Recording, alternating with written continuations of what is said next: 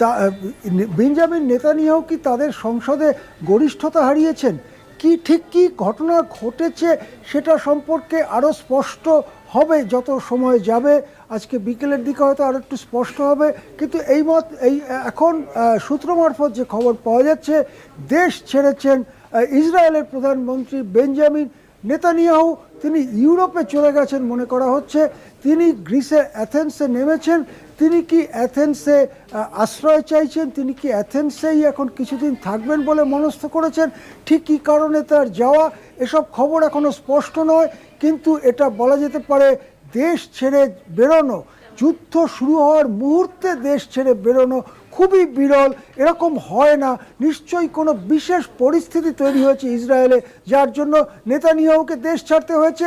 দেখুন, আমরা গ্রাফিক্যালি দেখাচ্ছি যে বিমান তেল আবিব থেকে বেরিয়ে গেল, বিমান সাগরের ওপর